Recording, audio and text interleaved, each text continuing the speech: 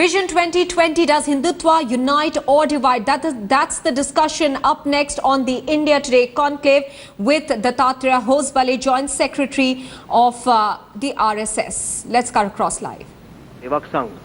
I want to tell our audience that this is the first time ever that the RSS has agreed to take questions on a public platform. It's taken us 5 years to convince the Sangh about the need to speak in public, to answer questions and to contest popularly held notions about the RSS. Before I begin our session, I want to introduce our keynote speaker at the India Today Conclave, Dattatreya Hosabale.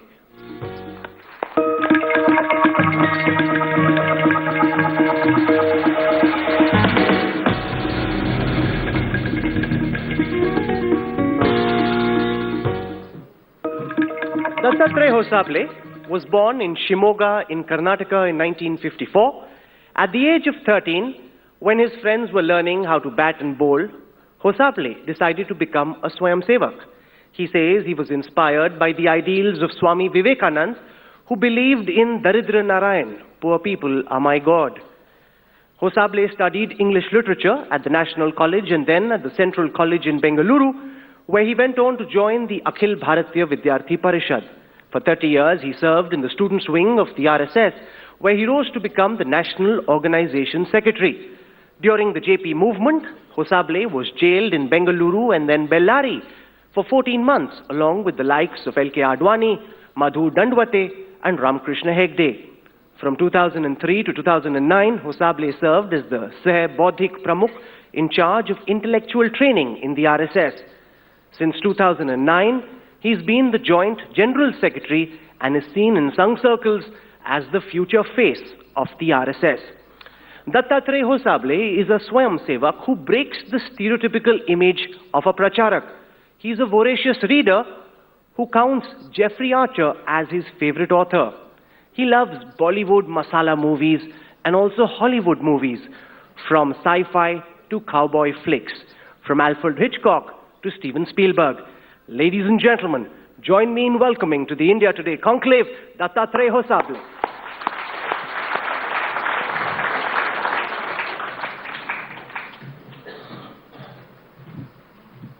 Hosabale ji, welcome. We are in T20 season. The World Championship of T20 is currently on, and therefore I have 20 questions for you, which I hope to get you to answer, and then we'll throw this session open to the public.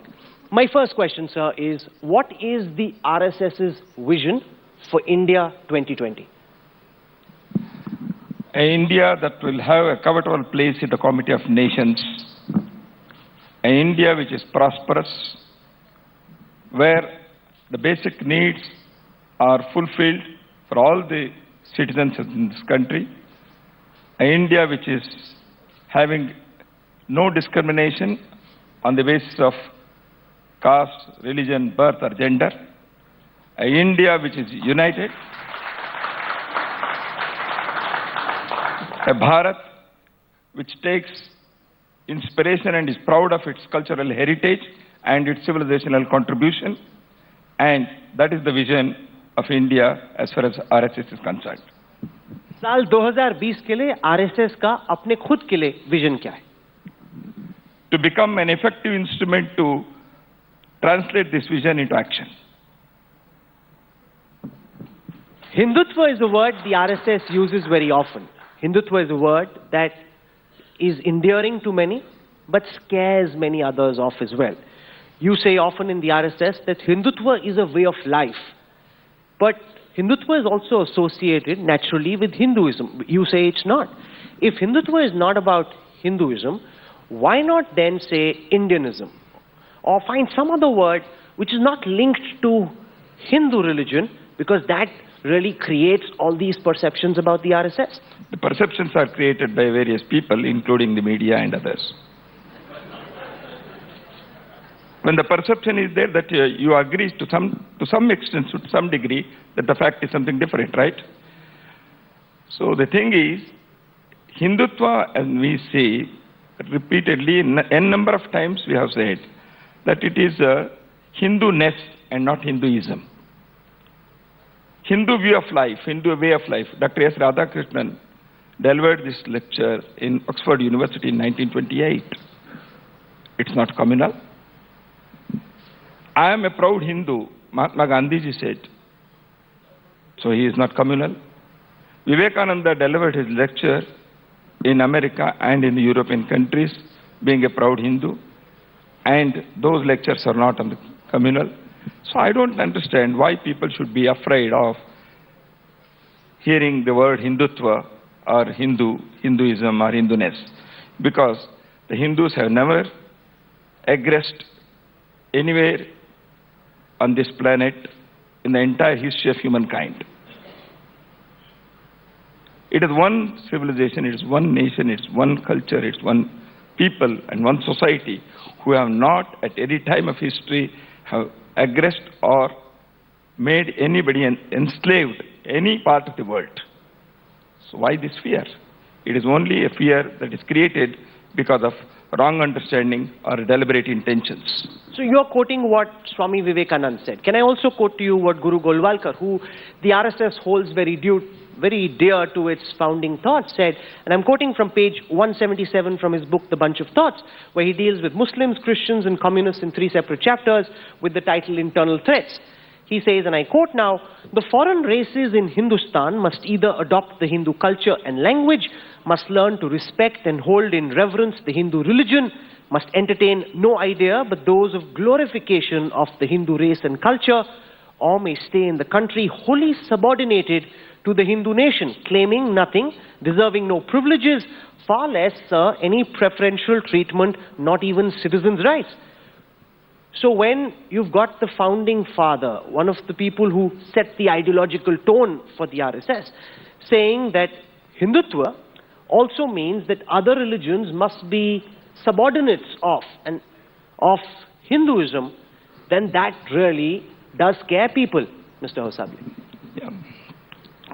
But in the same bunch of thoughts, you must also read, so all that is expected of our Muslim and Christian court citizens is the shedding of their notions of their being religious minorities as also their foreign mental complexion and merging themselves in the national stream of this soil. So what RSS has been saying is this, that you always should not think, the Muslim community, and some of them, I don't say all, that we have been rulers at one time and we want to rule this country again. And not identify with the invaders. There have been Muslims, even during the period of Shivaji, there have been Muslims in Shivaji's army, many people. When Shivaji was going to encounter with Afzal Khan, there were 3 Muslims in his army. And in the Panipat battle in 1761, Ibrahim Gardi was the chief of the artillery section. So the battles were fought on the side of Hindus also had many Muslims. See, just because one is Muslim, we have not treated him, or we do not think that he is something against this country. Only thing is, when in the name of Islam, you have divided this country. That history is not very ancient one. But you aren't responding to my question, Dattatreya ji. My question is that Guru Golwalkar in several passages, and I can quote many more, essentially suggests that Hinduism in some fashion is a superior religion to the others, and if you are going to stay in the fatherland of India, you must be subjugated to Hinduism. No, we have never said.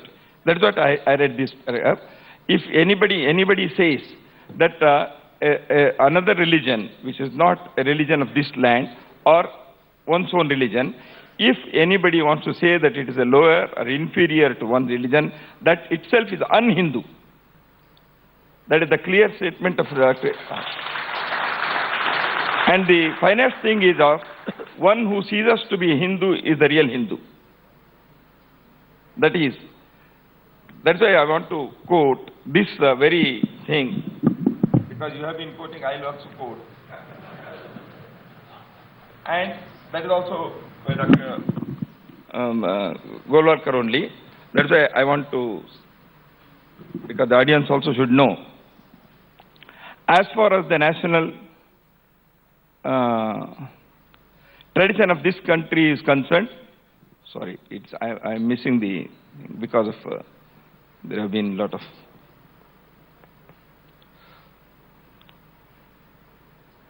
this land is, it never considers that with a change in the method of worship, an individual ceases to be a son of the soil. That is not. Here in this land, there can be no objection to God being called by any name whatever. Ingrained in this soil is love and respect for all faiths and religious beliefs. He cannot be a son of this soil at all who is intolerant of other faiths. Since you're quoting from Golwalkarji, I have another quote. This is on page number 159 of the same book. Because his ideology is founded, and I quote again, on the principle of one nation, Hindu, one culture, Sanskrit, one religion, Hinduism, which essentially leads to many of our friends here asking, what about other religions? What about other cultures? What about other Sanskritis? One thing is, I have told, the Hindu, when the RSS has been saying, it is with the connotation of nationalism, is nothing to do with religion. That is why we have been repeatedly saying that those people who are taking birth in this land are Hindus because this land is Hindustan. Whatever Muslim says, no, I'm not Hindu, Dattaji. By religion, he is not Hindu. Muhammad Karim Chagla, he said, I'm Muslim by religion, but I'm a Hindu by culture. The Sarsang Chalak of the RSS, Mohanji Bhagwat, on the 3rd of March, gave a speech in which he said, we need to give training to our youngsters to chant Bharat Mata Ki Jai. What is wrong? Din Owaisi asks the RSS, I am a patriot. I don't want to chant Bharat Mata Ki Jai.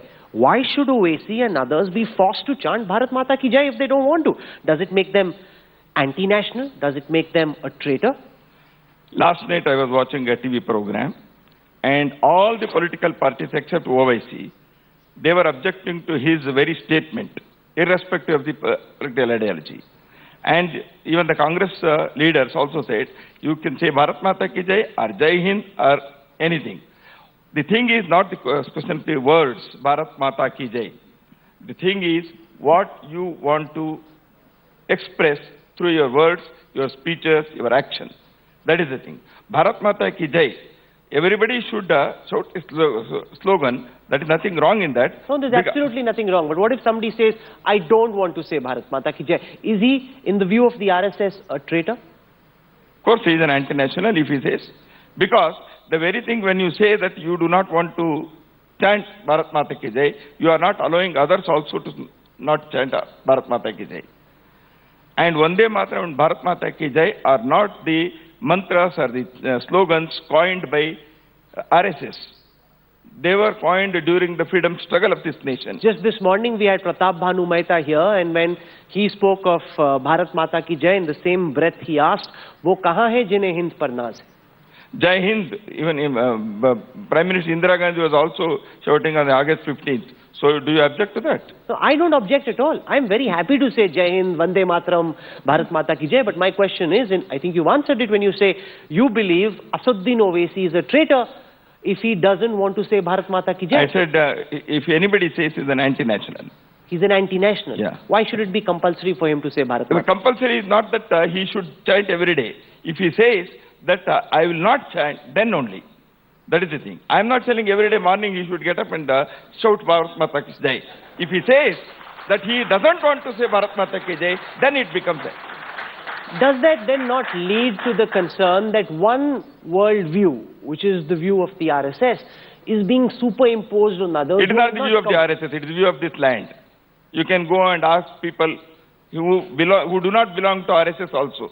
That is why I said, the Congress party spokesperson yesterday, he was telling that what Owaisi was saying is wrong.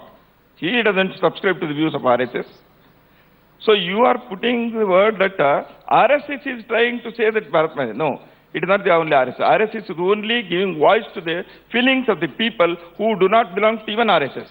A critic of the RSS sent me a message and asked me to put this question to you.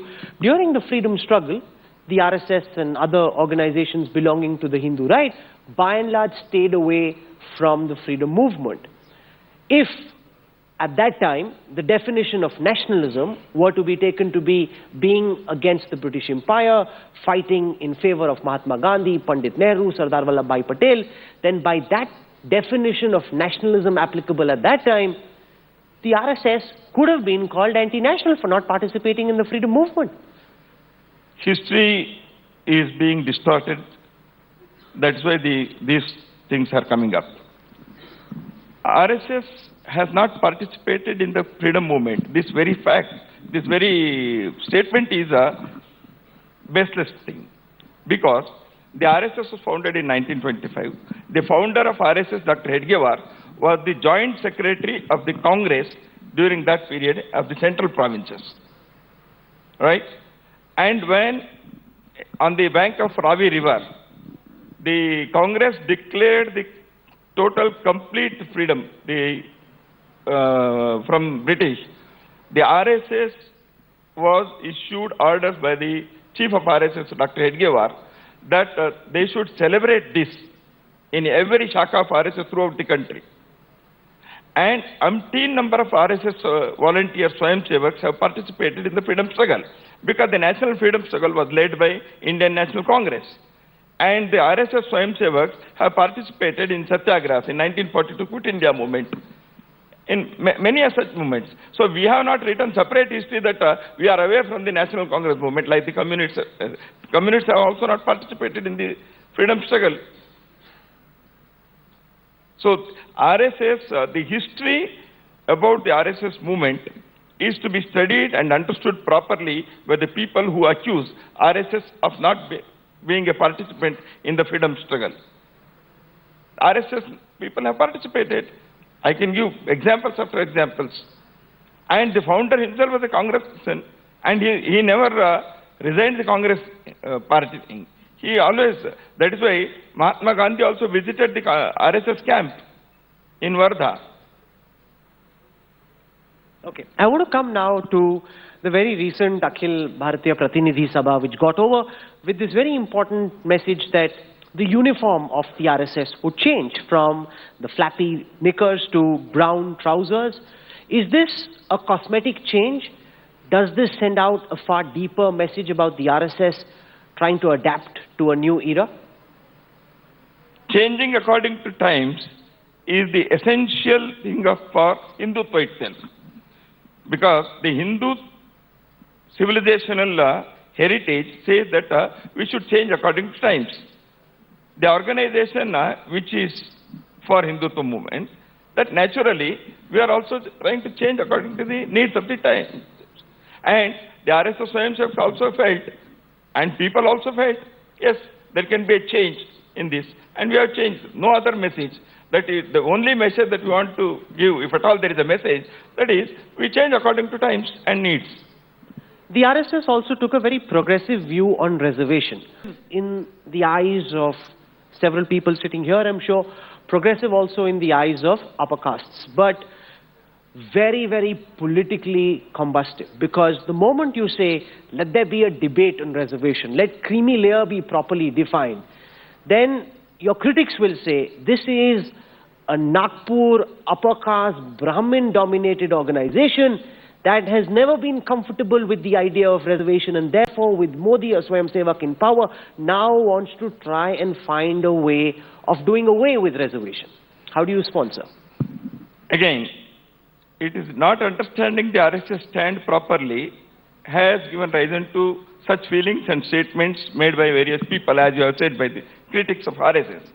The RSS in 1981, in the wake of anti-reservation movements in different parts of the country, had passed a resolution in its Akhil Bharatiya Pratinidhi Sabha saying that the reservations, because of the social discrimination, is a historic necessity and we have to support this.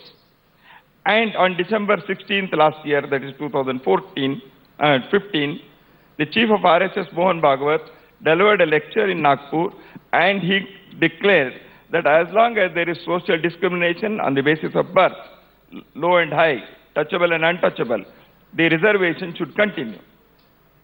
Where is the question for any confusion? But you want for example, the creamy layer to be extended outside OBCs as well. You want that the benefits of reservation go to the right sections of people, and I completely agree with that. It's a perfectly sensible thing to do. But we saw the political consequences of Mohan Raoji Bhagwat saying what he did in the Bihar elections, where Lalu Yadav went to town very effectively and reduced your political colleagues to a rump. That is not the thing. See, the thing is, RSS doesn't want to make statements which is politically right or wrong. RSS has made a statement that is which is required in the interest of the nation. See, RSS chief has very clearly said, if those who have not read that statement, I request them to read once again. That is, the politicization of reservation is detrimental to the nation's interest. It has been politicized. Number two, the wishes of the constitution makers was that the people who deserve the reservation benefit should get it in a stipulated time. But unfortunately, it has not reached them. So that is why the creamy layer was not suggested by RSS. The social scientists, the political pundits, the people who have studied the issue, they suggested the creamy layer. The Supreme Court endorsed it. Of course. Then what is wrong in demanding that there should be creamy layer applied? It is in the interest of the people who are not getting the benefit of the reservation within the same sections who have been deprived of the chances and opportunities. So that is why in favor of them only we are speaking. That is why it is a question not reformer. Look, the only thing is how best you can implement the reservation policies and systems so as to see that the benefits are reaching to the real needy people. ये बताएं जब RSS And you are telling that the BR elections, people can make their own comments on anything. The thing is it the only reason or not? There are 20 other reasons. नहीं, पर जब इस तरह का बयान आता है क्या बीजेपी की तरफ से आपको बाकियों को फोन आते हैं, अरे सर ये क्या बोल दिया, इलेक्शन में हम लोग इतनी मेहनत कर रहे थे, डुबा दिया आपने तो? उन्होंने ऐसे कहा ही नहीं हमको. नहीं कहा उन्होंने. डरते हैं आपसे? हमारे घर में क्या हुआ इसके कैसे आपको मालूम? मैं पूछ रहा हूँ. नहीं, मेरे को नहीं मालूम, मैं तो पूछ रहा हूँ आपसे. हमको क्यों न डरते हैं ना ऐसे पूछते हैं. हमने अपने काम किया, वो अपने काम कर रहे हैं. अच्छा, तो बीजेपी सरकार का आपके हिसाब से संघ से इक्वेशन क्या है? क्या हर, क्योंकि अगर आप लोगों से पूछे तो लोग कहेंगे कि बीजेपी की सरकार संघ के रिमोट कंट्रोल से चलती है, कि फैसले नागपुर से तय होते हैं और मोदी और अमित शाह तो उन्हें इंप्लीमेंट करते हैं. संघ और बीजेपी का कंट्रोल तो नहीं है, रिमोट तो है. रिमोट है. रिमोट है ना, distance.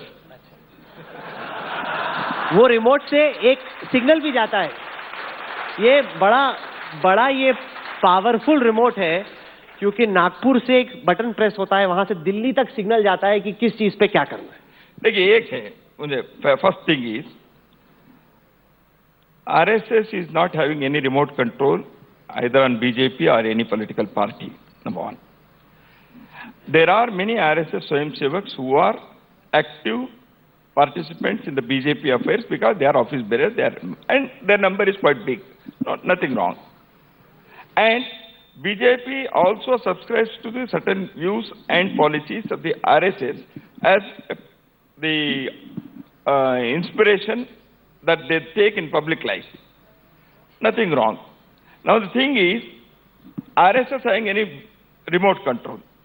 There is no complaint from the BJP. There is no wish from the RSS. And why outsiders are feeling that there is a remote control? Has BJP any time complained against this? Whenever they get stuck, they come to you. So you are to the BJP what 10 Janpath is to the Congress. We had Rahul Gandhi sitting here a short while ago, and he said that... If the family member comes to the family for something, is it remote control or love and affection? It's also damage control, guidance, trying to deal with fights, showing the way. So it is essentially a super government. It is actually a superpower, extra constitutional authority, is it not? How come? Where is the extra constitutional authority? Because the RSS has been repeatedly telling, and the BJP is also repeatedly there saying, we consult, we are not doing it hide and seek, there is nothing. We conducted Samanvay Baitak last September. Where everybody came and made presentations before you. They can make presentation even in India Conclave. So if they come and make presentation in India Conclave, it is democratic. If they come and make the presentation in the RSS, it is control. No, but the difference between a They president... did it this morning. This morning. 4 ministers So came, India today is remotely controlling BJP government. Can I point out, sir, that there is a difference? No, actually, laughing matters aside, there is a difference between the presentation that was made by 4 ministers in the morning and their presentations to you. The difference is they can tell us what they are doing. You can tell them what to do. That is not the thing. That is not what I was just now watching what Karan Thapar was saying. He was also indirectly suggesting to Montek Singh Aglwaliya. And as citizens, we have a right to say to any government that you should try to do this. Even to Congress government, we have tried to say this. Is it wrong in a democratic society, an organization of the type of RSS, demanding from any government that you should do this? No, but the Congress wouldn't listen to you, but for the BJP, your word is law. We are ready. If Congress also comes to our conclave and they make a presentation, we will also tell them. Did you ever invite the Congress? Yes, we are ready to invite. No, but you never invited them when they were in power. It is not power. only the BJP which was invited. We invited the Swayamsevaks who are working in various organizations. The people who are working in Vishwa Hindu Parishad, in Vidyarthi Parishad, in Mazdoor Sangh and many others, they came. We invited the Swayamsevaks working in various organizations. It was not only the BJP which was invited. How do you, Dattaji, compare the Modi government with the Vajpayee government when it comes to the equation with the RSS? We are proud that RSS has produced 2 successful prime ministers. One who listens to you, the other who didn't. Both have been listening to the voice of the people, and that is quite enough for us. No, but Vajpayee's equation with the Sangh Parivar was quite frayed, and I think that was one of the irritations for the RSS as well going into the 2004 elections. This is all the media thing that has been made. There has never been a time when the relation between Vajpayee and RSS has been strained. There has been suggestions. Then some suggestions will be accepted, some suggestions may not be accepted. There is no compulsion. We have every right to make suggestions to any government, number one, and they have every right to accept or to reject any suggestion that is made by RSS. They are free, we are also free, number one. And as far as the comparison between Modi and Vajpayee is concerned, we are proud. Only thing is, I wish that Vajpayee also had the opportunity to become Prime Minister at the age when Modi became the Prime Minister. Does Modi ji listen to the RSS more than Vajpayee ji? Modi listens to RSS. More. I'm asking you. Both are listening. Both listen. Vajpayee also listened. Modi also listens. And listening is not that he is heeding. He doesn't heed. He may. Okay, in the last 2 years, Dattaji, have there been occasions when the RSS has told Modi ji to do something and he hasn't done it? There is no, sir, we do not say Modi particularly, we tell the government. Yes, so have there been occasions we have been saying. No, have there been... The present budget, yes, we wanted that a budget. Incident, a promising young kabaddi player was shot dead on the streets of Rohtak in Haryana. What's truly alarming is that the fatal shooting was caught on camera on Tuesday afternoon. Kabaddi player Sukhwinder Singh Tired of living a quiet, happy, boring life, so I decided to get married. And my wife says, welcome to hell, boy. But the episode ain't that bad. It's just about alright, above average.